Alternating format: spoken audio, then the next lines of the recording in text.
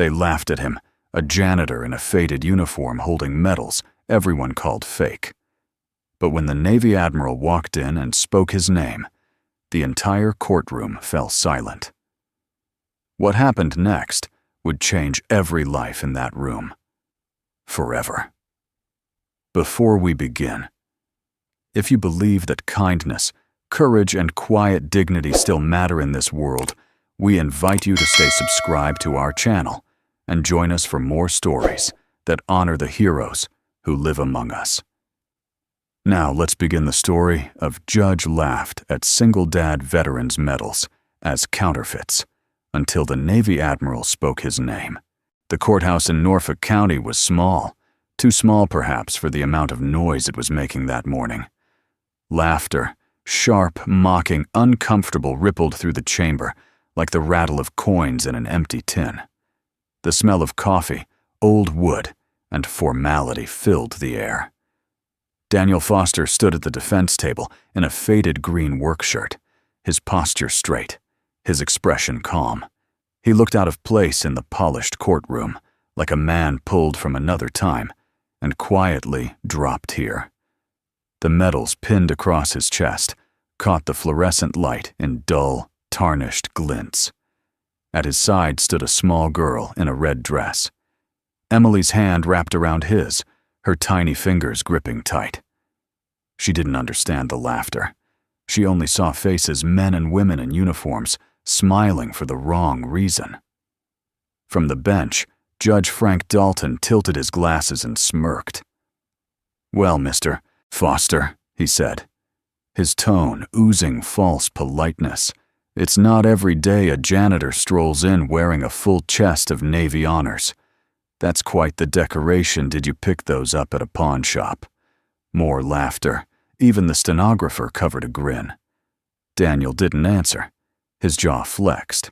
Once, then relaxed. His eyes stayed level. Emily tugged his sleeve. "Dad," she whispered, "why are they laughing?" He looked down at her and smiled faintly. "Because they don't know the truth yet, sweetheart." His voice was soft, steady, the way a man speaks who's been through louder storms than this. The courtroom quieted as the prosecutor, a sharp young man in a dark suit, approached the table. "Your Honor, the state believes these medals are fraudulent," he said confidently. "Mr. Foster has no record of military service, no listing, no discharge, papers, no documentation whatsoever." He gestured toward the medals. "We intend to charge him under Section 704 of the Stolen Valor Act." Frank Dalton leaned back in his chair, lacing his fingers together. A serious accusation, he mused. And yet, here we have our proud veteran, silent as a stone. Daniel raised his eyes to meet the judge's. "Your Honor," he said quietly, "I served. I have nothing to prove. Nothing to prove." The judge barked a laugh. "You're wearing a silver star, a distinguished flying cross. And what's this one?" He leaned forward, squinting. "A Medal of Valor. That medal doesn't even exist in public record." Daniel didn't respond. He simply unbuttoned his shirt pocket and pulled out a small folded paper. Creased, faded, its ink nearly gone. "This is all I have left," he said. The prosecutor snatched it from his hand and held it up. A note, with no signature, no seal. "Mr. Foster, this is laughable." The word laughable echoed. The room burst into another wave of snickers. Emily's eyes filled with confusion and shame. She clutched a small crayon, drawing one she'd made that morning, while waiting for her father to finish mopping the courthouse halls. It showed a blue sky, an airplane over the sea, and a tiny figure waving from below. She pressed it against her chest, as if to protect it from the noise. Across the gallery, a young man named Ethan Ford sat watching. He wasn't part of the case, just a junior attorney covering for a friend. But something about the scene made his stomach twist. The medals didn't look fake. They looked old. And the man wearing them didn't look like a liar. He looked like someone carrying a weight he'd never put down. Dalton leaned forward again, his voice growing sharp. Mr. Foster impersonating a member of the United States military is a disgrace. Veterans like my son. His voice faltered for a split second before he regained control. Real veterans sacrifice their lives with honor. I will not have that honor mocked. Daniel bowed his head slightly. I understand, Your Honor. Oh, do you? The judge's tone hardened. Then perhaps you understand that such deception is punishable by up to 1 year in federal prison. Emily looked up at her father, terrified. Daddy, he squeezed her hand gently. It's all right, Em. Is it the judge pressed? Because all I see is a man hiding behind a child and a set of fake medals. Something flickered in Daniel's eyes then just for an instant. A faint flash of the man he once was. But it faded as quickly as it came. He looked at the judge calmly and said, Sir, I never needed medals to remember what I did. They were never mine to wear. They were for those who didn't make it home. The laughter stopped. Even Frank Dalton's gavel hung motionless in the air. The prosecutor frowned. What exactly are you implying? Mr. Foster Daniel exhaled. That some things are easier to lose than to prove. For a long moment the courtroom was silent except for the soft hum of the air conditioner. Then the judge spoke again, his tone cutting through the quiet. Enough riddles. You will produce service records or face sentencing next week. Until then, these medals will be confiscated. 2 officers approached. Daniel unpinned the medals carefully one by one and laid them on the table. His hands were steady. When he finished, he folded his shirt back into place and looked at Emily. It's okay, he whispered. We'll get them back someday. She nodded, though she didn't understand. Her eyes followed the officers' hands as they carried the medals away. At the back of the room, Ethan Ford's phone buzzed. He glanced down an automatic Navy database notification from a query he'd sent earlier that morning. One line on the screen caught his breath. Medal of Valor, awarded under Operation Iron Haven Classified. Recipient Daniel Foster, Commander United States Navy. Ethan looked up. Daniel was walking out of the courtroom, his little girl's hand in his, their silhouettes framed by the light from the hallway. No one else noticed them leave. But Ethan did. And in that moment, he knew something was wrong, terribly, impossibly wrong. As the doors closed behind them, the last sound that lingered in the courtroom wasn't laughter anymore. It was the echo of silence, the kind that comes when the truth has been spoken and no one yet realizes it. Rain traced the tall windows of Admiral Evelyn Drake's office, each drop sliding down the glass like the seconds of a clock she couldn't slow. The room was silent, save for the hum of fluorescent lights and the faint ticking of a naval wall clock, military precision marking another sleepless night. The news anchor's voice on the muted television caught her attention. She turned, eyes narrowing, as the scrolling caption repeated a line that froze her in place. Local janitor accused of impersonating Navy veteran claims medals are real. Her gaze shifted to the image on screen. The camera caught a man standing before a judge, calm amid a storm of ridicule. His green shirt, sun-tanned face, the quiet steadiness in his eyes, it all struck something buried deep within her memory. Daniel Foster. The name she hadn't heard in over a decade, but had never really forgotten. She leaned closer, turning up the volume. The reporter's voice continued. Authorities say the man Daniel Foster provided no official record of service. The medals in question include a Silver Star and an unidentified commendation resembling a Medal of Valor. Her fingers tightened around her pen until it snapped. Medal of Valor, she whispered. That medal didn't exist, not publicly. Only a handful of people in the entire Navy even knew about its classification. And one of them was her. She sat back, heartbeat steady but heavy. Could it be the same man, the one who had vanished in the chaos of Operation Ironhaven 12 years ago over the Arabian Sea. She reached for her computer and opened the classified database. Her fingers hovered for a moment above the keyboard. She had no clearance to dig this deep anymore, even as an Admiral Ironhaven was sealed behind multiple authorization layers. But her conscience pressed harder than her rank could resist. She typed, Operation Ironhaven. Personnel log. The screen flickered, then loaded a long list of code names and call signs. She scrolled until her breath caught on one entry. Lieutenant Daniel Foster, status MIA presumed KIA. Next to it in red, text, classified under Protocol Haven. Do not contact. Her chair creaked as she leaned back, exhaling a breath she didn't realize she'd been holding. Presumed KIA.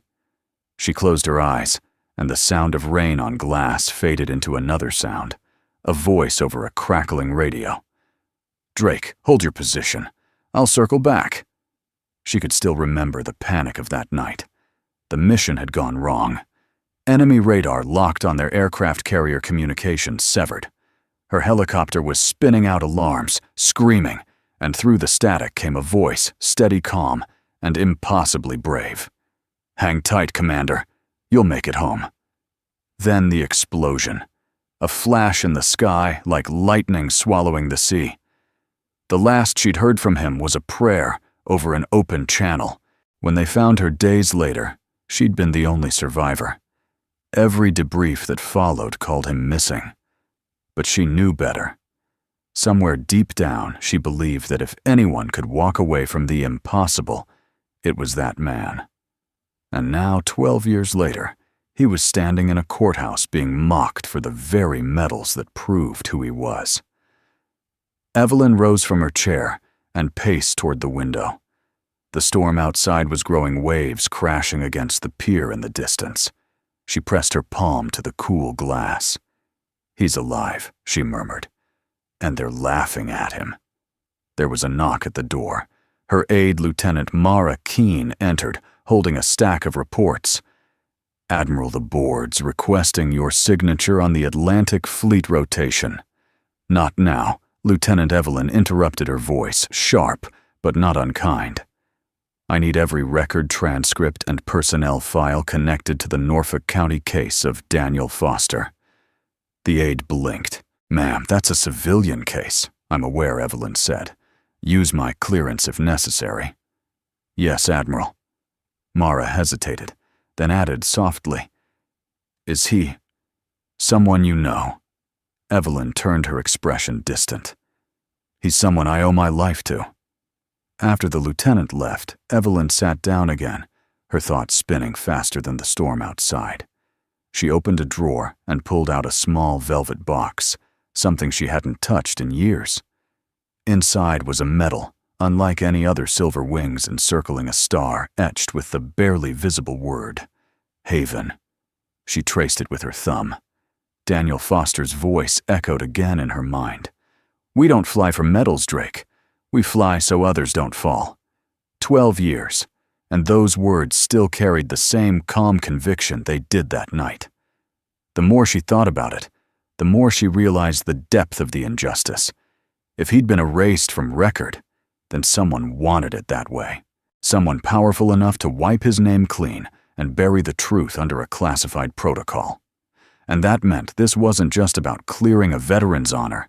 It was about uncovering what the Navy had chosen to forget. She reached for her secure line and dialed. Get me Commander Ethan Ford at JAG, she ordered. Within minutes, Ethan appeared on the screen, his tie slightly crooked his expression, one of cautious respect. Admiral Drake? Didn't expect to hear from you this late. I need your help, Commander. There's a case in Norfolk, Daniel Foster. I believe he's one of ours.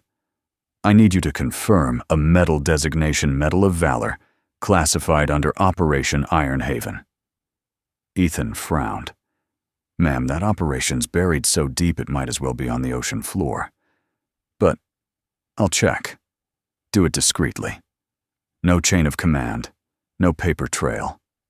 He hesitated. That's against procedure, Admiral. She gave him a hard look. So is leaving a man behind. The line went quiet. Then Ethan nodded. Understood. When the call ended, Evelyn leaned back, staring at the ceiling. For the first time in years, she felt something that wasn't duty or exhaustion. It was purpose. The next morning, when she awoke at her desk, the first light of dawn broke over the base. The storm had passed. Her phone buzzed an encrypted message from Ethan. Confirmation Medal of Valor. Authorized recipient, Lieutenant CMDR Daniel Foster. Status redacted. Her breath caught.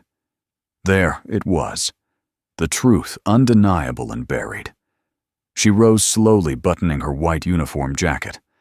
Her reflection in the window showed the same calm determination she had seen in Daniel's face on that courtroom screen. She whispered to herself, almost as if promising him, "Hang tight, Commander. This time, I'll come back for you." Outside the naval base stirred awake the sound of boots, morning drills, and flags rising against the wind. But in her heart, the echoes of that forgotten night still lingered, and far away in a small apartment above a laundromat, Daniel Foster poured cereal for his daughter, unaware that the woman he once saved was about to walk back into his life, and that this time she would be the one to save him. The morning after the trial, the courthouse janitor's closet smelled faintly of bleach and rain. Daniel Foster stood quietly by the window, his mop leaning against the wall, a worn rag in his hand. He had reported for work as usual, as if yesterday's humiliation had been nothing more than another storm passing through. But inside, something had cracked, a quiet ache that no one else could hear. The medals were gone, confiscated, locked away in an evidence drawer, somewhere tagged as counterfeit. The same medals he had once been ordered to wear with honor were now treated as lies. He wrung the rag slowly, his knuckles pale. Across the hall, he could hear the same judge's voice echoing faintly from another courtroom. Frank Dalton, stern, precise, unbending. Daniel didn't hate him. He couldn't. Men like Dalton didn't mock out of cruelty. They mocked to protect something inside themselves from breaking. Still, the laughter from yesterday lingered like an echo in his chest. The door creaked. Emily poked her head in a lunch bag in her hands. "Dad, can we eat together today? I drew us something new." Daniel smiled faintly. "Of course, sweetheart. But not here, too many cleaning supplies." They sat on the courthouse steps, the gray morning mist wrapping around them like a blanket. Emily unfolded her drawing, a simple crayon picture of an airplane gliding above the sea. But this time, she'd added something new. A small figure inside the cockpit smiling, and below another helicopter caught in a swirl of clouds. "That's you, right?" Daniel asked gently. She nodded, eyes bright. "And that's the lady you saved. I remember your story." He hesitated. "You remember that. You told me when I couldn't sleep," she said proudly. "You said you saved someone before you came home." Daniel looked down his throat, tightening. "That's right," he said softly. "She had a mission to finish. I just made sure she had the chance." Emily grinned. "Then you're a real hero." He chuckled quietly, though there was no pride in the sound. "Heroes don't clean floors, Em." "Yes, they do," she insisted. "They just clean different kinds of messes now." Her words made him laugh, one of those rare, unguarded laughs that came from surprise rather than joy. He reached over, brushing a strand of hair from her face. "You're too smart for your own good." Inside the courthouse, young attorney Ethan Ford stood in the hallway, his phone buzzing in his hand. A message flashed across the screen. Classified entry confirmed. Medal of Valor. Recipient Lieutenant Daniel Foster. Status redacted. His heart pounded. It wasn't a prank. It wasn't coincidence. That quiet janitor, the man everyone laughed at, was exactly who he claimed to be. Ethan looked through the small window in the hallway and saw Daniel sitting outside with his daughter. The man's posture was humble, his face calm, but there was something about him, an invisible gravity that pulled respect out of anyone perceptive enough to feel it. Ethan knew he couldn't stay silent.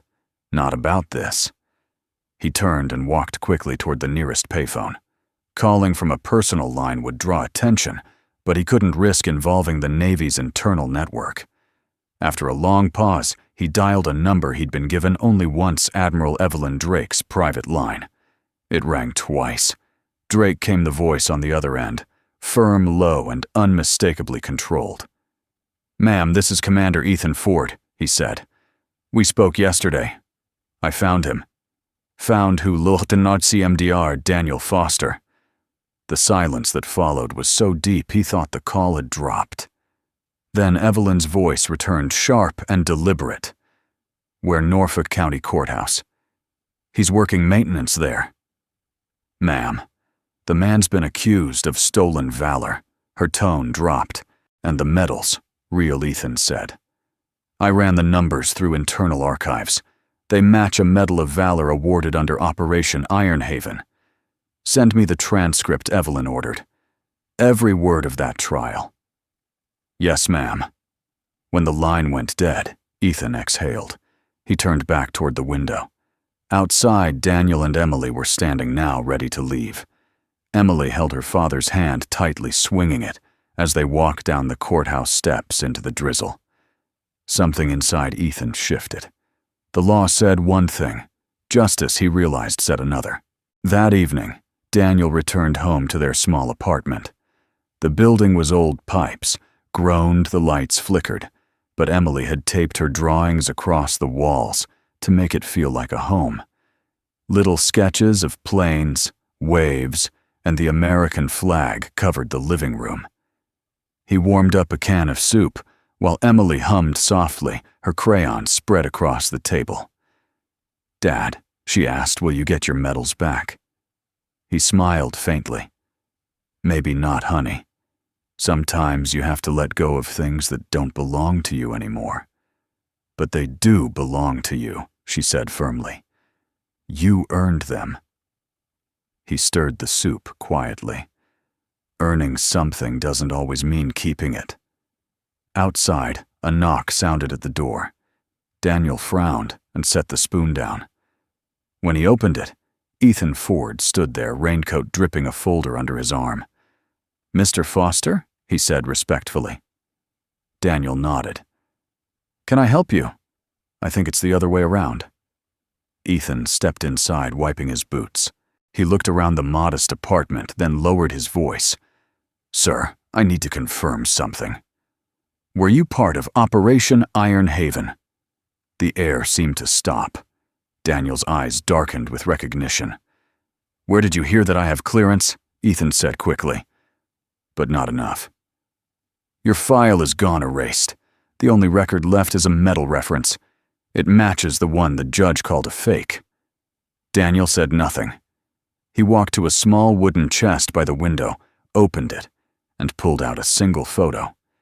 It showed a younger version of himself beside a helicopter, the sea behind him on fire, and beside him, a woman in a pilot's vest, smiling despite the smoke. "She made it home," he said quietly. Ethan took the photo gently. "Admiral Evelyn Drake." Daniel gave a small nod. "She's looking for you," Ethan said. "She knows the truth." For the first time, Daniel's calm cracked. His hand tightened around the edge of the chest. "She shouldn't. There's a reason that operation stayed buried." "I think she's already digging," Ethan said softly. "And if she finds what I think she will, you're going to need someone to stand beside you in that courtroom." Daniel looked down, then turned to Emily, who had fallen asleep on the couch, her small hand clutching a crayon. "She's the only reason I ever came back," he whispered. "If I have to face that room again, it won't be for me. It'll be for her." Ethan nodded. "Then let's make sure she knows her father was never a fraud." Daniel stood there for a long moment, the weight of old memories pressing against his chest like armor he could no longer take off. Then finally he said, "All right, counselor. Let's do what's right." Outside, the rain eased. The sound of the storm softened to a whisper against the window pane, like the sea remembering the voice of a man who once saved lives in silence.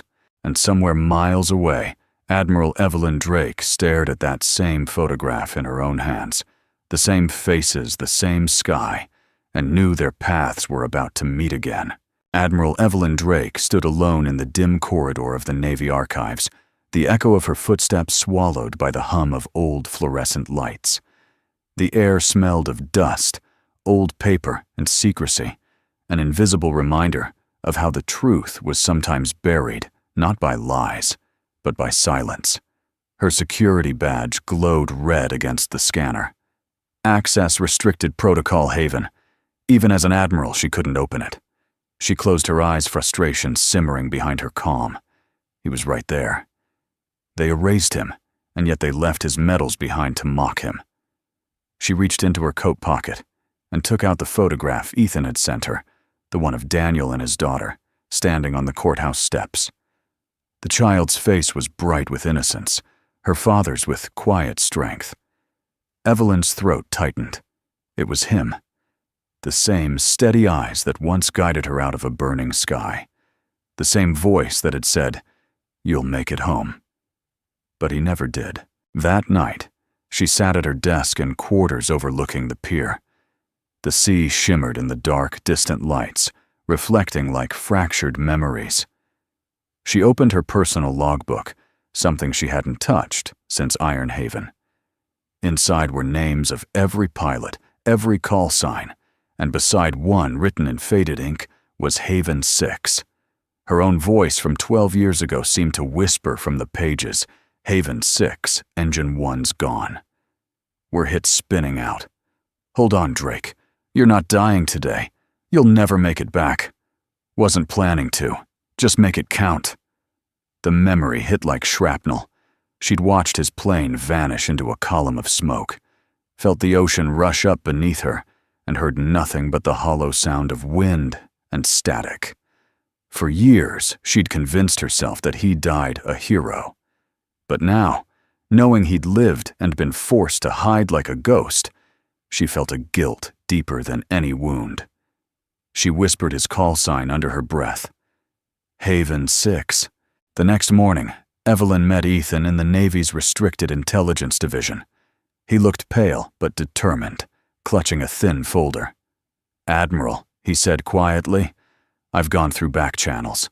Every record of Daniel Foster after Iron Haven was wiped. Not transferred, deleted.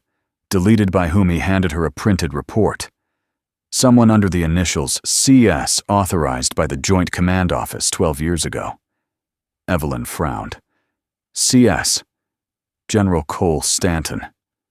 Ethan nodded. He classified the entire operation under something called Protocol Haven. That's why it doesn't show up in the system. Anyone listed under that protocol is officially non-existent. Evelyn's voice hardened. They turned our heroes into ghosts. She paced the room, mind racing. If his records are gone, the medals he kept are his only proof, and they laughed at them in court. Ethan hesitated. "There's more. I traced the serial number on his Medal of Valor. It matches one commissioned by the Department of Naval Integrity, but that medal was never supposed to leave classified service. It was awarded to him posthumously. So they gave a dead man's medal to a living man and called him a fraud." Evelyn's tone was low, but each word was heavy enough to cut steel. She turned toward the window, staring out at the horizon. "He was my wingman, Ethan. He saved my life. And they buried him because the truth would have embarrassed the brass." Ethan looked at her with quiet admiration. "Then what do we do, Admiral?" She met his gaze. "We bring him back." That evening, Daniel sat by the window of his apartment, fixing a small model airplane Emily had broken. The gentle sound of her breathing filled the room. She'd fallen asleep on the couch again, crayons still scattered across the table. He smiled faintly. "You always dream easy, Em. I hope it stays that way." The radio on the counter buzzed faintly with static. He turned the dial more out of habit than curiosity. A news report replayed his name again, Daniel Foster, accused of stolen valor, set to reappear in court next week. No comment from military representatives. He shut it off. Silence returned. He didn't regret keeping quiet. He'd sworn an oath 12 years ago to protect the truth of that mission, no matter the cost. Operation Iron Haven was never meant to be remembered. It wasn't glory, it was tragedy. He still saw the faces sometimes. The young crew on the carrier deck, the burning sky, the radio crackling. Drake eject now. He'd gone back for her after she fell out of formation, even when his superiors ordered retreat. The storm of anti-air fire had painted the sky like a hellish fireworks display. He could still hear her voice trembling over the comms. "We're hit losing altitude." He had angled his A-10 downward, ignoring every warning alarm blaring in his cockpit. The only thought in his mind was, get her home. And he did. She lived. He hadn't expected to. At that same hour, miles away, Evelyn stood on the deck of a Navy transport vessel, preparing for departure to Norfolk. Her aide, Lieutenant Keene, handed her a sealed envelope. "Your travel orders, Admiral. The court reconvenes in 48 hours. Evelyn nodded. Good. He's not standing in that courtroom alone again. As the ship cut through the waves, she held onto the rail wind, sweeping her hair across her face. The weight of command had always been heavy, but tonight it felt personal. She thought of the young pilot who had disappeared into fire so she could live, the man whose silence had protected a secret too heavy for one soul. Her voice was barely a whisper against the roar of the sea. "Hold on, Daniel. I'm coming." Meanwhile, in a dimly lit office across Washington, D.C., a retired general named Cole Stanton poured himself a glass of bourbon.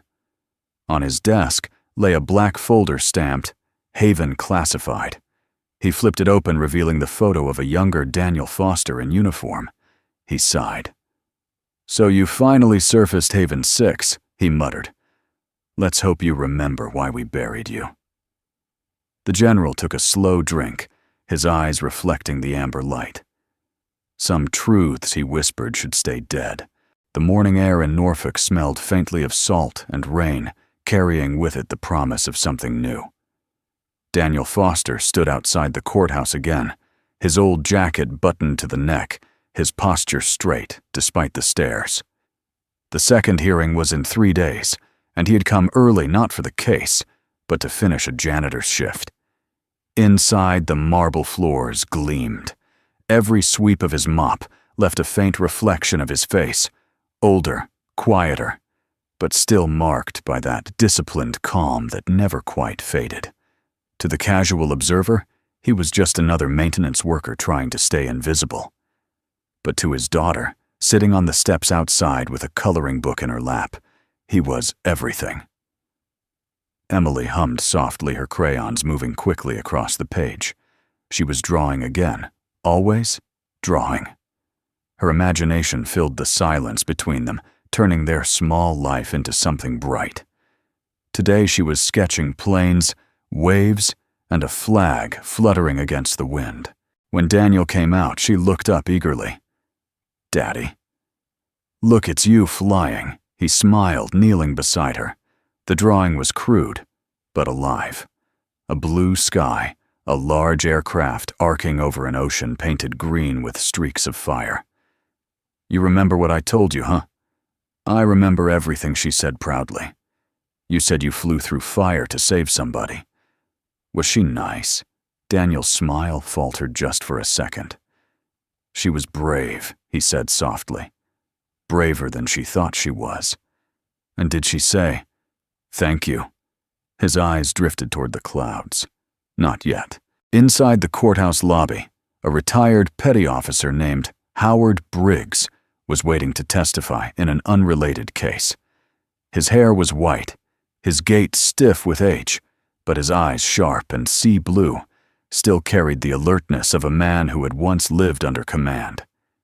He noticed the little girl's drawing as she held it up proudly toward her father. For reasons he couldn't explain, his chest tightened. He'd seen that symbol before, the stylized falcon drawn on the tail of the A-10 in her picture. He approached, slowly clearing his throat. "That's a mighty fine jet you got there, young lady." Emily beamed. "That's my daddy's plane." Howard blinked. "Your daddy's?" Daniel looked up instantly, alert but polite. "Just a drawing, sir." Howard crouched, studying the crayon lines. "You served." Daniel hesitated. "A long time ago." The old sailor pointed at the falcon symbol. "That's the insignia for the 71st Tactical Squadron, isn't it?"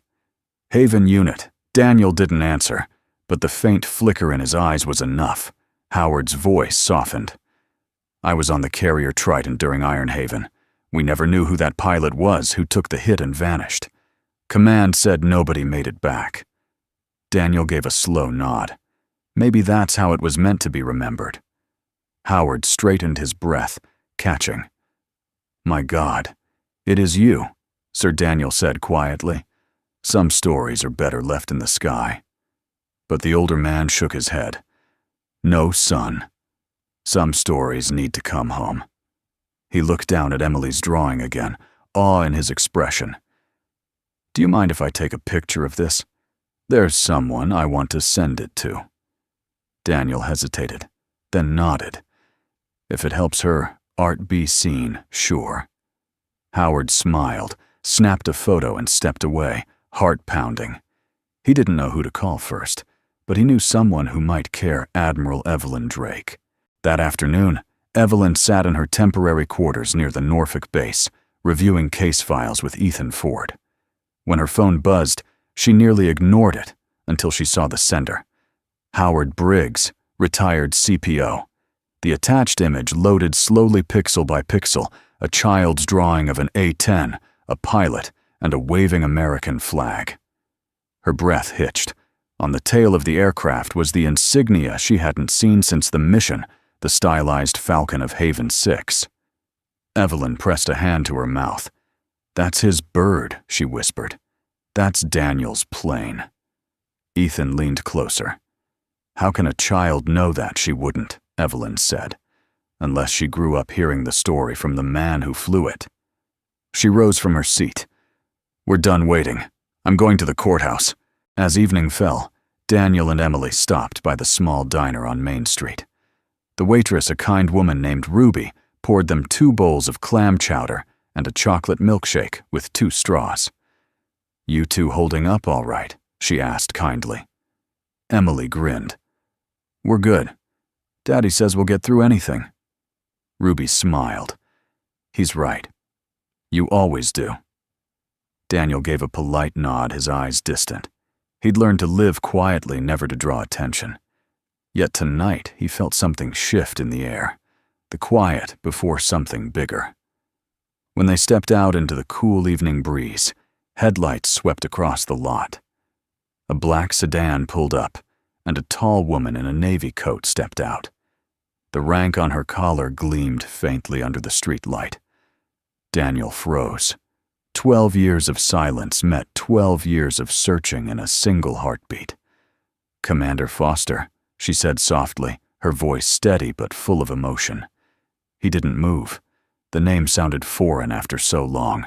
"You shouldn't be here, Admiral." Evelyn took a step closer. "Neither should you." "But here we are." Emily looked up, confused. "Daddy? Who's that?" Daniel's voice was low. "Someone I once helped get home." Evelyn smiled faintly, her eyes glistening. "And now it's my turn." Across the street in the glow of the courthouse steps, the old sailor Howard watched from a distance, phone still in hand. His message to the Navy Command Center had gone through an hour ago, and he could already sense the ripples spreading. He watched as the Admiral and the janitor stood facing each other, the years between them folding like pages, closing on an unfinished story. The little girl looked up at them, holding her drawing tight, as if she somehow knew it had brought them here together. And in that quiet moment beneath the faint hum of the streetlights, with the sea wind brushing through the trees, it felt as though the truth long buried was finally beginning to rise. The sky above Norfolk was washed in gray as dawn crept over the harbor. Seagulls circled lazily, their cries echoing over the still water. In the soft light, the courthouse loomed like a silent monument to judgment, a place where men were measured not by what they had done, but by what could be proven. Inside, Daniel Foster stood alone before the same wooden bench that had once reduced him to silence. He looked calm, but his stillness carried the weight of a man who had already faced fire and lived. His hands rested quietly in front of him, calloused and steady. Emily sat behind him this time, clutching her drawing tightly against her chest. Her small feet didn't reach the floor, and her eyes darted between her father and the stern man in robes at the bench, Judge Frank Dalton. Dalton adjusted his glasses, flipping through the thin folder before him. "Mr. Foster," he began, his tone more tired than cruel this time. "You've chosen to proceed without counsel. Do you understand the seriousness of the charge?" Daniel nodded. "Yes, Your Honor." Dalton sighed, tapping the file with his pen. "You're accused of violating the Stolen Valor Act, falsely claiming military honors you didn't earn. Is there anything you wish to say before sentencing?" Daniel's voice was low but unwavering. "Only that I wore those medals for men who didn't make it home. If that's a crime, I'll accept whatever judgment you see fit." The judge hesitated, perhaps expecting defiance, perhaps hoping for apology. But all he saw was quiet dignity, the kind that disarmed anger and replaced it with unease. The courtroom murmured softly. Then the doors opened. The sound of polished heels striking marble silenced the room. A woman in a crisp white Navy uniform stepped forward, flanked by two officers. Her presence filled the space, not by authority alone, but by something deeper, something human. Admiral Evelyn Drake. Dalton frowned. "Admiral, this is a civilian proceeding. I fail to see you, Will." She interrupted, her tone, clipped but respectful. "Permission to address the court, Your Honor." Dalton studied her face, then nodded reluctantly. "Proceed."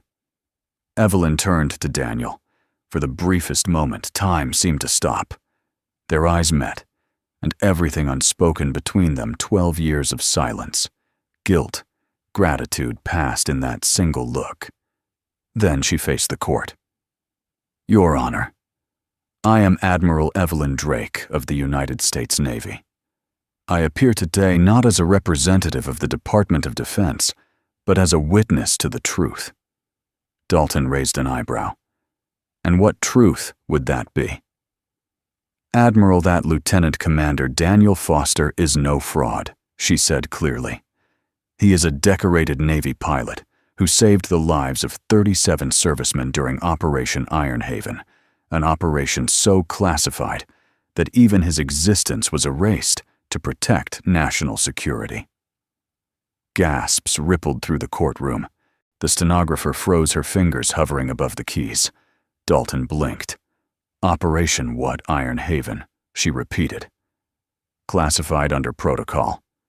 Haven authorized 12 years ago by General Cole Stanton. All personnel records from that mission were sealed, including Commander Foster's." The judge's composure faltered. "You're saying this man, this janitor, was part of a secret mission?" Evelyn's gaze didn't waver. "He wasn't part of it, Your Honor. He was the mission. He was Haven 6, the pilot who turned his A-10 back into enemy fire to protect our evacuation. I was there. I was his wingman." Dalton leaned back, trying to process. "Admiral, that's an extraordinary claim. Then let me make it undeniable." She reached into her coat pocket and withdrew a small, worn medal. Its silver wings gleamed faintly in the courtroom's light. "This is the Medal of Valor. It was awarded under classified conditions to one man, only Daniel Foster. I carry mine because he earned it." The courtroom fell utterly still. Ethan Ford, seated behind the bar, exhaled a breath he'd been holding since dawn. He caught Emily's wide eyes and gave her a reassuring nod. Dalton finally spoke, his voice softer. "Mr. Foster, is this true?" Daniel looked at the medal, then at Evelyn. "I told you once, Admiral," he said quietly. "I didn't save you for a medal." Evelyn smiled faintly, her eyes bright with emotion. "And I told you once, Lieutenant, that you gave me a life I didn't know how to repay. Consider this my attempt." Dalton's gavel rested idle on the bench. He removed his glasses, slowly rubbing his forehead. "I can't authorize clearance-level testimony, Admiral, but I can recognize honor when I see it." He turned toward Daniel. "These charges are hereby dismissed." The room erupted. Voices, cameras, murmurs of disbelief, but Daniel barely heard them. His eyes stayed on Evelyn. For 12 years, she had been a face in his memory. Now she was flesh and blood again, standing in his defense, as he once had stood for hers. Dalton rose. "Mr. Foster, this court owes you an apology." And perhaps his voice faltered. "So do I." Daniel inclined his head. "No apology necessary, sir. You were doing your duty." "And you," Dalton said softly, "were doing yours." When the courtroom emptied, Daniel found himself alone with Evelyn and Emily. The little girl stood between them, clutching her drawing. Evelyn knelt beside her. "You must be Emily." The child nodded shyly. "You're the lady my dad saved." Evelyn smiled, tears glinting in her eyes. "Yes, sweetheart. And you're the reason he kept living."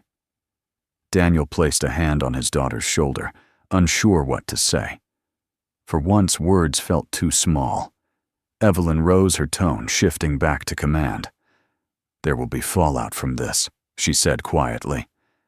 "Stanton won't like that I broke protocol." "Then you shouldn't have," Daniel replied gently. She looked at him steady and unflinching. "You would have done the same." He smiled faintly. "That's the problem." Outside, cameras flashed, reporters shouted questions, and somewhere above the chaos, a Navy flag rippled in the wind. But within that small triangle of quiet between a forgotten soldier, a redeemed admiral, and a child who believed in both, the world finally felt at peace. That night, Judge Dalton sat alone in his office long after everyone had gone. On his desk lay a single line from the transcript. "If that's a crime, I'll accept whatever judgment you see fit." He read it again, whispering to himself, "No, son. The judgment is ours." He looked up at the folded American flag on his shelf, the one that had once draped his son's coffin, and for the first time in years, his eyes softened. The late afternoon sun slanted through the courthouse windows, filling the room with a golden light that softened even the harsh edges of its marble and oak. The storm of noise had subsided, leaving behind a heavy, reverent silence. The courtroom, that only hours ago echoed with laughter, now seemed afraid to breathe. Daniel Foster stood still in the center of it, as though unsure whether to stay or disappear. His hands were clasped loosely behind him. His eyes lowered, the faint lines around them deepened by exhaustion. He wasn't used to being the center of attention, especially not for something he'd spent 12 years trying to forget. Evelyn Drake, still in her immaculate white Navy uniform, faced him from across the room. Her expression carried both command and grace, but beneath it, emotion flickered, something raw, like the memory of loss turned suddenly to redemption. Emily clung to her father's sleeve, whispering, "Daddy, are we done?" Daniel looked down at her, brushing her hair gently from her face. Almost sweetheart. The judge hadn't left yet. Frank Dalton remained seated, his gavel untouched. The entire gallery, lawyers, clerks, spectators, sat frozen as though the world itself had paused to witness what came next. Evelyn stepped forward. Her boots clicked softly on the polished floor, each sound echoing through the still air. She stopped 3 feet from Daniel and spoke quietly. her voice carrying the weight of both protocol and gratitude. "Commander Foster," she said, "on behalf of the United States Navy and those who owe you their lives, it's an honor." Daniel met her gaze, a trace of disbelief in his eyes. He wanted to say something, anything, but words failed him. Then she did something no one expected. Evelyn Drake straightened her spine, brought her hand sharply to her brow, and saluted him. The gesture cut through the air with the clarity of a bell. It wasn't just respect. It was repentance, gratitude, and acknowledgement wrapped into one. Gasps broke the silence. A Navy admiral saluting a janitor was unthinkable. But she wasn't saluting a janitor. She was saluting Haven 6. Daniel's throat tightened. Slowly, hesitantly, he returned the salute. And in that moment, time itself seemed to stop. No one spoke. No one dared to move. The sun caught the gold on her insignia and the quiet strength in his weathered face, and it felt as if every injustice in that room had finally been balanced by a single wordless act. When Evelyn lowered her hand, her voice trembled slightly. "You never should have had to prove who you are." Daniel's reply was soft, steady, and impossibly humble. "I didn't. I just had to remember." Behind them, the old sailor Howard Briggs stood near the doorway, tears streaking down his face. He had seen many salutes in his life, some out of duty, some out of habit, but never one like this. Never one that carried so much forgiveness in it. Even Judge Dalton, whose gavel had delivered countless verdicts, found himself unable to speak. He leaned forward, elbows on the bench, staring at the man he'd mocked only days before. Finally, he said quietly, "Mr. Foster, you reminded us all today that medals don't make heroes. Sacrifice does." Daniel gave a small nod. "Thank you, Your Honor. But I'm no hero." "The heroes didn't come home." Dalton's voice cracked. "My son didn't come home either." The room held its breath. Daniel stepped closer, the humility in his eyes breaking something open in the older man's heart. "Then I'll honor him every time I breathe, sir. Because that's what we do. We carry each other." For the first time, the judge smiled a sad, grateful smile that belonged to a man remembering his faith in goodness. Outside, as the courthouse emptied, reporters swarmed the steps like waves crashing against rock. But they stopped short when they saw the scene unfolding before them. Evelyn and Daniel emerged side by side, sunlight falling over them like a benediction. Emily held her father's hand tightly, her little shoes tapping lightly on the concrete. Flashes went off. Questions were shouted. "Admiral, is it true he was wiped from Navy records? Commander Foster? How does it feel to be vindicated?" Daniel said nothing. Evelyn raised one hand, not in dismissal but in quiet authority. "This man doesn't need headlines," she said. "He's already given enough." The reporters fell silent. For a moment, even the clamor of the city seemed to fade. Daniel turned toward her, his voice low. "You didn't have to come." "Yes, I did," she said softly. "Because 12 years ago you gave me back my life. Today was my chance to return the favor." He looked at her eyes, searching hers. "You risked your career for this." Evelyn smiled faintly. "Some things are worth more than a career." Emily tugged on Daniel's sleeve. "Daddy, can we go home now?" He nodded. "Yeah, baby. We're finally going home." But as they started to leave, Evelyn stopped him with a hand on his arm. "Daniel," she said quietly so only he could hear, "they'll come after me for what I did today. But I don't regret it. Not for a second." He looked at her, the corners of his mouth lifting slightly. "Then we're even." They stood there in silence, the kind that doesn't need to be filled, the kind that heals simply by existing. A breeze carried the scent of salt water from the harbor, lifting the edge of Evelyn's uniform and the hem of Emily's dress. In that light, The three of them looked like the final scene of a story that had taken too long to tell. Inside, as the courthouse doors closed behind them, Frank Dalton remained in his seat for several minutes more. The sunlight spilling through the tall windows glinted off the abandoned bench, illuminating the dust like flecks of gold. He reached for his pen and scribbled something in his notebook, a quote, something he'd heard years ago from a soldier who testified after a war. "Respect isn't what you demand. It's what you give when you finally understand." He sat back, letting out a slow breath. Maybe, he whispered, that's what justice really looks like. Outside, Daniel lifted Emily into his arms as Evelyn walked beside them toward the fading sun. The world hadn't changed, not really, but something sacred had been restored. And for the first time in years, the quiet man who once vanished into classified history allowed himself to feel what he had long denied peace. The harbor wind swept through the courthouse plaza, scattering yesterday's headlines like fallen leaves. The story had gone everywhere. Admiral clears janitor and stolen valor scandal. To most people, it was a headline that would fade in a week. But to those who had been inside that courtroom, it was something sacred, the sound of dignity returning home. Inside his modest apartment, Daniel Foster stood at the kitchen sink, washing the same mug he'd used for 12 years. Emily sat at the table eating her cereal with the solemn concentration of a child, trying to process the adult world. "Daddy," she said softly, "does this mean people will stop laughing at us?"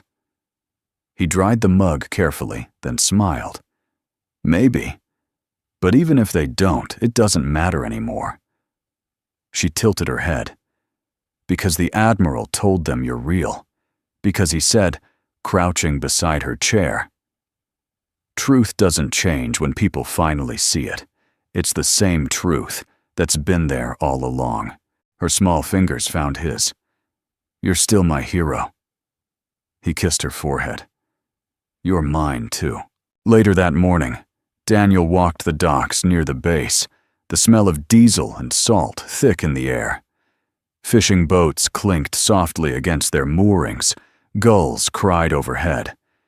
He liked it here, among things that kept moving forward even after storms. A voice behind him broke the stillness. "I thought I might find you here." He turned. Frank Dalton, the same man who had laughed in his face, now stood before him, hat in hand. The judge's eyes were tired, the lines around them carved by years of grief and pride that had wrestled too long. "Mr. Foster," he began, "I won't waste your time. I came to apologize." Daniel's gaze was calm. "You already did, sir." "In court?" "That was for the record," Dalton said quietly. "This one's for me." He hesitated as if summoning courage. "My son, Michael, served in Afghanistan. He was 23. Followed a commander who made all the wrong calls, but Michael stayed loyal." The convoy walked straight into an ambush. He swallowed hard, eyes glistening. "I got the flag, the folded triangle of honor, but not the man." After that, I told myself I'd never believe another uniform again. It was easier to be angry than to hurt. Daniel's expression softened. "I understand, sir."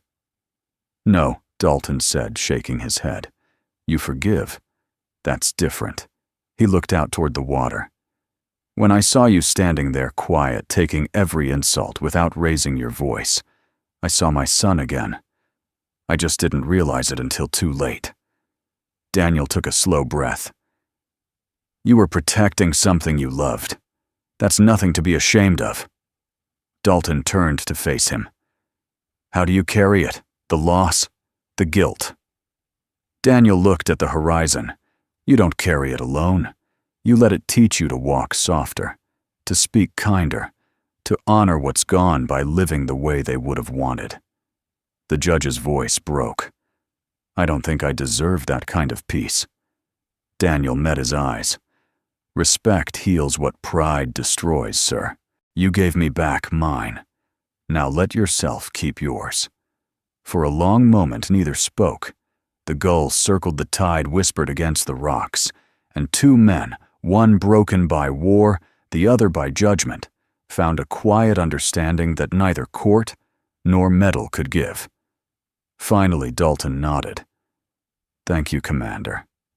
Daniel smiled faintly. "It's just Daniel now." "Not to me," Dalton said, his voice thick. "Not ever again." That afternoon, Evelyn Drake sat in her office, sunlight catching the silver frame of a photo on her desk, the one Howard Briggs had sent her of Emily's drawing. She traced the crayon lines with her finger, the plane, the waves, the little girl holding her father's hand. The door opened. Ethan Ford stepped in carrying a manila envelope. "Admiral thought you'd want to see this. The department issued a formal retraction of the charges against Commander Foster. His record's been reinstated retroactively." Evelyn smiled. "Good. It's about time truth outranked bureaucracy." Ethan hesitated. "You know Stanton's not happy. There's talk of a review board. Your testimony broke more than a few protocols." She leaned back, folding her arms. "Let them review. I'd rather stand trial for telling the truth than sleep well under a lie." Ethan nodded slowly, then said, "You're going to see him, aren't you?" She smiled faintly. He deserves to know the truth, went all the way home. That evening she found Daniel and Emily sitting by the harbor watching the sunset. Emily was feeding bread to the gulls, her laughter mingling with the soft crash of waves. Evelyn approached quietly. Permission to join, Daniel looked up, smiling. "You don't need permission, Admiral." "Old habits die hard," she said, sitting beside him. "Besides, I like hearing you say it." He chuckled. "You were brave to face that courtroom. They don't teach that kind of courage at the academy." She shrugged. "Maybe not. But I learned it from someone who never stopped showing it." He glanced at her. "You mean when I flew back into hell 12 years ago?" She met his gaze. "No. I mean when you kept living afterward." The breeze lifted her hair, and for a moment the years between them vanished. There was no admiral, no commander, just two people bound by survival and gratitude. Evelyn looked toward Emily, who had fallen asleep against her father's shoulder. "She looks like you," she said softly. "Same, quiet eyes." Daniel smiled, his hand resting gently over his daughter's. "She's the best part of me." Evelyn hesitated, her voice barely above a whisper. "You know, for years I thought I was living because of luck. Turns out it was because of you." Daniel turned to her, his tone gentle.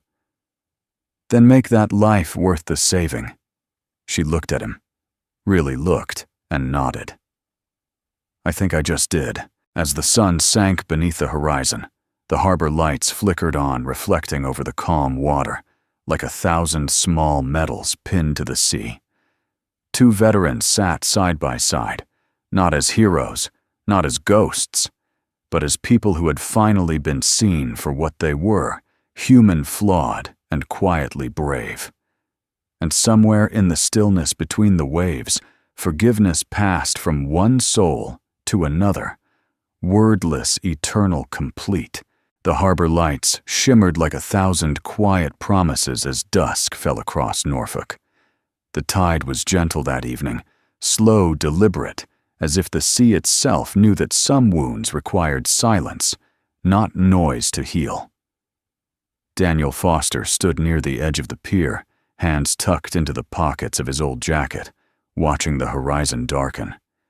The wind carried the faint scent of salt and diesel, and with it, the ghost of memory. He hadn't come here for nostalgia. He came because this was where everything began, and where he hoped to leave it all behind. He heard footsteps behind him, measured, confident. He didn't turn. "You always did walk like you owned the place, Admiral." Evelyn Drake smiled faintly as she joined him. "Old habits," she said. Her uniform jacket was gone, replaced by a light blue blouse and a quietness that looked good on her. "I figured you'd be here." Daniel nodded toward the sea. It's the only place that doesn't ask questions. They stood side by side in comfortable silence for a long time, watching the gulls cut across the fading sky. Down the pier, Emily's laughter drifted through the air as she tossed crumbs to the birds. Her hair glowed in the amber light, a living reminder that some things, some people were worth surviving for. Evelyn spoke first. "They're reopening the Ironhaven file," she said quietly. "Command's trying to decide how much truth to release." He didn't react. "Let them debate. The truth doesn't need permission." She looked at him carefully. "You could clear your name officially, Daniel. They're offering to reinstate your commission, back pay, pension, all of it." He chuckled softly, the sound more weary than amused. "And do what with it? Go back to pretending medals make the man you deserve recognition." "I had it once," he said simply. "It didn't make me better, just louder." The conversation hung there for a while, swaying with the sound of the waves. Evelyn studied his profile, the sharp jawline, the faint scars that time had softened, but not erased. "You still carry it, don't you?" she asked. "Every day," he said. "You don't walk through fire and come out untouched. But carrying it isn't the same as being haunted by it anymore." She nodded slowly. "I used to think I survived because of luck," she said. "But after seeing you in that courtroom, I realized it wasn't luck. It was grace." Daniel turned to her, then his eyes warm but steady. "You don't owe me anything, Evelyn." "You never did." "I know," she said softly. "That's what makes it harder." The sun dipped below the horizon, leaving behind a thin line of gold that shimmered across the water. Evelyn's voice grew quieter, almost fragile. "For 12 years, I tried to make sense of why you turned back. I've given orders that risked lives, but I never understood what makes a man choose someone else's over his own." Daniel thought for a long moment before answering. "Because I heard your voice," he said. "Finally." And in that moment, it wasn't about orders. It was about knowing that maybe, just maybe, you'd go on to do something good with the life I gave back. Her breath caught. "And did I?" He smiled faintly. "You walked into that courtroom. That was enough." Evelyn's eyes glistened, but she didn't look away.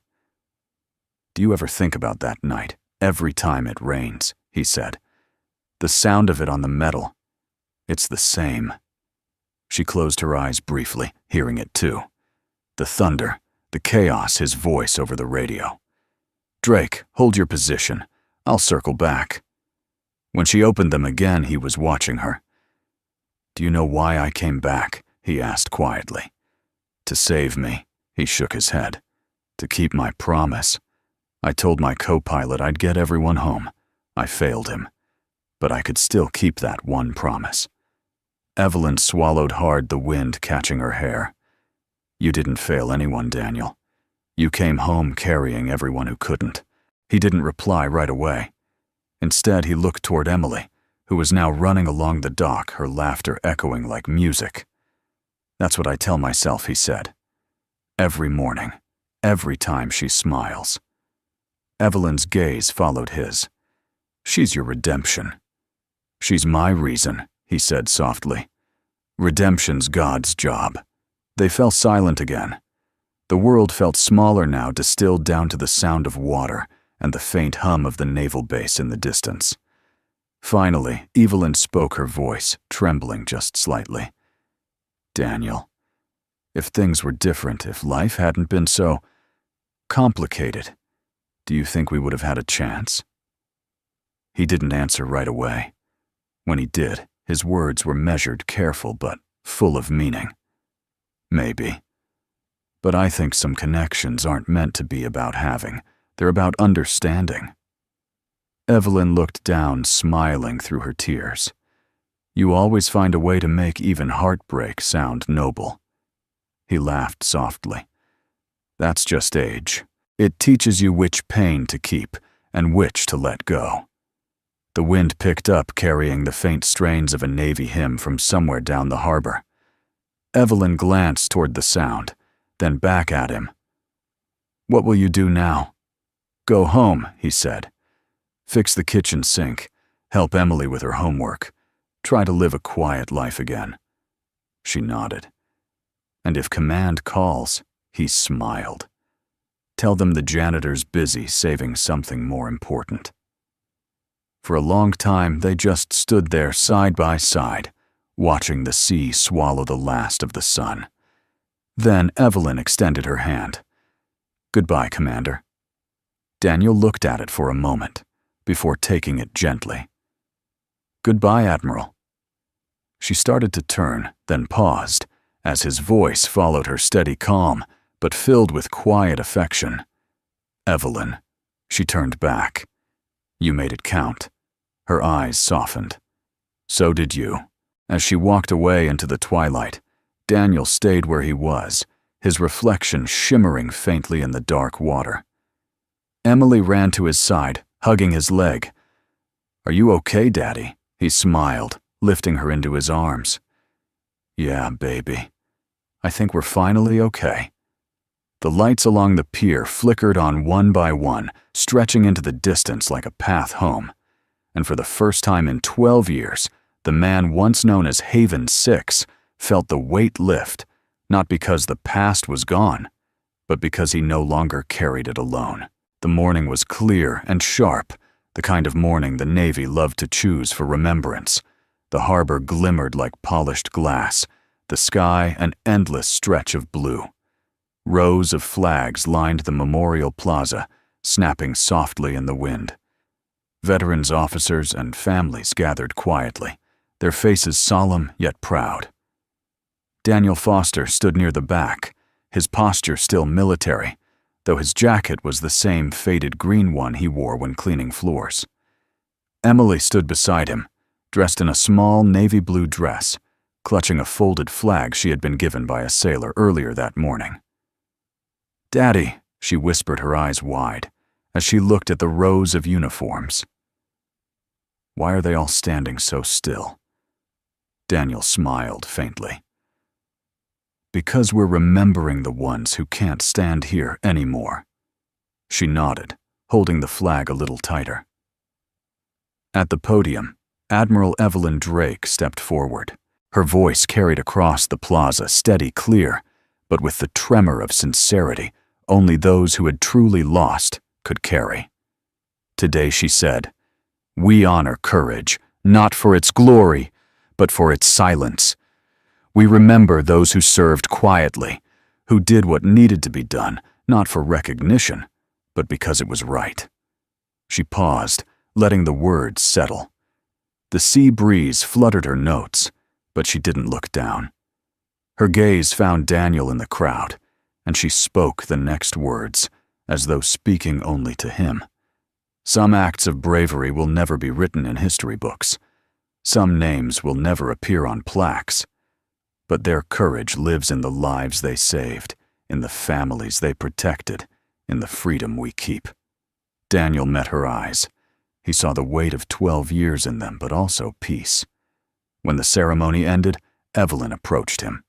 Reporters watched from a distance, but for once, no one dared interrupt. She reached into her pocket and pulled out a small velvet box, the kind that carried things not for show, but for meaning. "This was approved by the board this morning," she said quietly, "for Operation Iron Haven." Daniel hesitated. "I thought we agreed to let that stay buried." Evelyn opened the box anyway. Inside lay a new medal, its silver surface etched with the words, "Courage is quiet." "It's not for the mission," she said softly. "It's for the man who lived afterward." Daniel looked at it for a long moment, then at her. "I don't need another medal, I know," she said. "But she does." Evelyn turned to Emily, who was watching with wide eyes. She knelt and placed the medal in the little girl's hands. "For your father," she said gently. "So you'll always remember what real courage looks like." Emily studied the medal for a moment, then looked up at her father. "It's shiny," she said. "But you said medals don't make heroes." Daniel smiled, his voice quiet but certain. That's right, sweetheart. But sometimes they remind us to be thankful. Evelyn stood, her eyes never leaving his. The two of them stood there in silence, the flags fluttering behind them, the murmur of the crowd fading to nothing. Finally, she said, "You saved my life, Daniel. I never asked what it cost you." He looked out toward the sea. "It cost time, memories, a few good nights of sleep. But I got something better back." "What's that?" she asked softly. He nodded toward Emily. "A reason to keep waking up." Evelyn smiled, small, real, the kind that carried 1,000 words unspoken. "You've always had a way of making everything sound simple." "It's not simple," he said. "It's just honest." They stood together, the weight of their shared history between them, not heavy anymore, but warm, like the memory of a storm that had finally passed. Then, almost shyly, Evelyn said, "You know, the Navy's putting together a historical commission to review classified missions. They asked if I could recommend someone who understands what honor really means." Daniel raised an eyebrow. "You're thinking of me." "I'm thinking," she said, "that maybe the Navy could use a man who remembers what it's like to serve without being seen." He smiled. "I'll think about it. But I've got a pretty full schedule these days. School lunches, homework, bedtime stories. Important missions," she said warmly. "The most important," he agreed. A bugle began to play at the front of the plaza, the soft, haunting notes of taps floating over the water. Every head bowed. Daniel instinctively removed his cap, standing tall, the breeze ruffling his hair. Evelyn stood beside him, her hand over her heart. When the music ended, she turned toward him once more. "You're coming to the officers' reception, I hope," he chuckled. "You just want to see if I remember which fork to use." She smiled, and for a moment the world felt young again. Later, as the crowd dispersed, Daniel and Emily walked down to the dock, where the flags cast long reflections in the water. Emily held the new medal up to the sky, letting it catch the sunlight. "Daddy," she asked, "why does it say, 'Courage is quiet'?" He crouched beside her, his hand resting gently on her shoulder. "Because real courage doesn't shout, Em. It just shows up when it's needed." She nodded thoughtfully. "Like you did for the lady. Like everyone who ever chooses to do the right thing," he said. Behind them, Evelyn watched silently from a distance, her heart full. She didn't step forward. She didn't need to. Some goodbyes didn't require words, only trust that the story had ended exactly as it was meant to. As Daniel lifted his daughter into his arms, the flag above them unfurled fully in the wind. For a brief moment, the sunlight hit the fabric just right, wrapping them both in its glow, father-daughter, and a promise made not beneath stars or ranks, but beneath the quiet strength of a shared truth. The sea was calm that morning, stretching out beneath a soft golden sky. Waves brushed gently against the wooden posts of the pier, the same place where Daniel Foster had once stood alone. Now, a year later, he stood there again, but this time he wasn't alone. A small hand slipped into his. "Daddy, flag time," Emily said brightly. He smiled. "Right on schedule." They walked together up the path toward the White House on the bluff, a modest cottage with blue shutters overlooking the harbor. The flagpole stood tall in the front yard, its brass clip glinting in the sunlight. From the porch, Evelyn Drake stepped out carrying a neatly folded flag. Her hair was tied back, a few strands dancing in the morning wind. "Ready?" she asked. Daniel nodded, taking the flag from her with quiet reverence. "Always." Together, the three of them attached the flag and began to raise it. The fabric unfurled slowly, catching the breeze glowing red, white and blue against the early sun.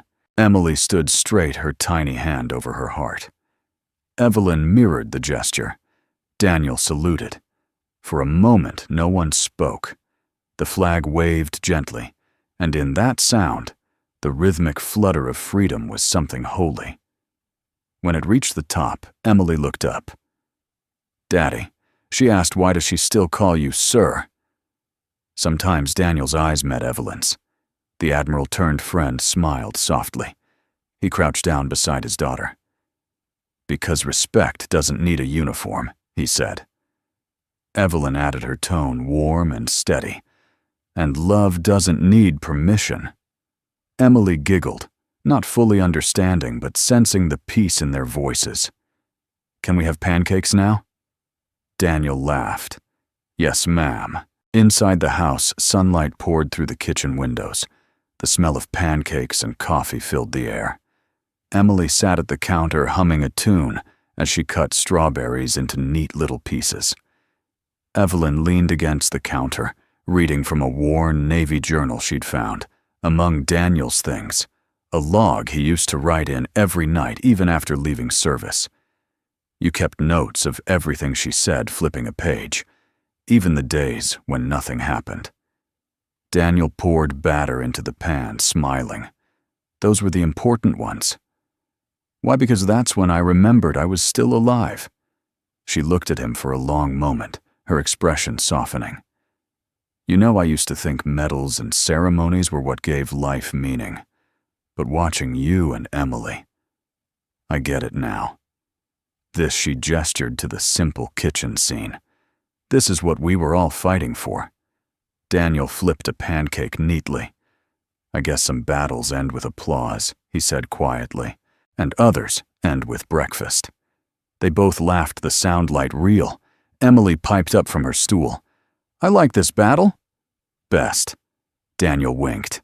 "Me too, kiddo." After breakfast, Evelyn joined him outside on the porch. The harbor stretched endlessly before them, sunlight rippling across the water. The A-10 squadron insignia, the Falcon, was carved into a small piece of driftwood that sat by the steps, Emily's idea of a hero sign. "You ever miss it?" Evelyn asked. He took a deep breath. "Flying sometimes, but not the noise, not the feeling of always waiting for the next mission. Now," he smiled faintly. "Now, I get to build things instead of breaking them." "What are you building today?" she teased. He nodded toward the small wooden shed by the garden. "A treehouse. For Em, every kid deserves a place to dream." Evelyn smiled. "And what about you, Daniel? Do you still dream?" He looked out toward the horizon. "I do. But they're quieter now, less about fixing the world, more about protecting a small piece of it." She stepped closer, her voice softer. "And if the world needs you again." He turned to her. "Then it better send pancakes as reinforcements." She laughed, shaking her head. "You never change," he smiled back. "That's the goal." That evening, as the sun sank low, they gathered on the back porch. Emily sat between them, wrapped in a small blanket, her head resting on her father's shoulder. The air smelled of salt and pine. Evelyn broke the comfortable silence. "They want to name a new scholarship after you. For veterans' families." Daniel frowned slightly. "I didn't do this for names on walls. I know," she said gently. "That's why you deserve it." He looked at her, something like peace settling in his eyes. "If it helps someone else start over, then fine. But make sure they call it the Quiet Courage Fund." Evelyn nodded. "That's perfect." Emily stirred sleepily. "What's courage?" she murmured. Daniel brushed her hair back. "It's what helps you do the right thing, even when no one's watching." She smiled drowsily. "Like you." He hesitated, then kissed her forehead. "Like all of us, sweetheart. We just do our part." Evelyn watched them, her heart swelling with something too deep for words. In that moment, she knew that this quiet house by the sea was the truest medal either of them would ever wear. Later, when the stars came out, Daniel stepped outside one last time. The flag still waved softly in the moonlight. He stood beneath it, hands in his pockets, the night breeze cool on his face. Evelyn joined him barefoot, a blanket around her shoulders. They stood together in silence until she whispered, "Do you ever think about what could have been?" He looked at her, his voice calm. "I used to.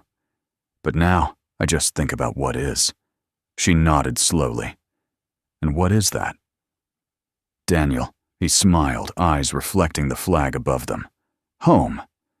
They stood beneath that symbol of everything they'd fought for: respect, freedom, family, as the ocean murmured below, eternal and steady. And as dawn hinted again on the horizon, a simple truth lingered in the air between them. Respect isn't what you wear. It's what you carry in your heart. We'd love to know where you're watching from. Drop a comment below and tell us your city or country. It's always heartwarming to see how far these stories travel and how they bring people together. If you enjoyed this story and believe the world needs more moments of kindness, courage, and quiet heroism, please consider subscribing to our channel. Every like, share, and subscription helps us continue creating stories that honor goodness and hope. From all of us, thank you for spending your time with us today. May your days be peaceful, your hearts be kind, and may you always remember, courage is quiet, but it changes everything.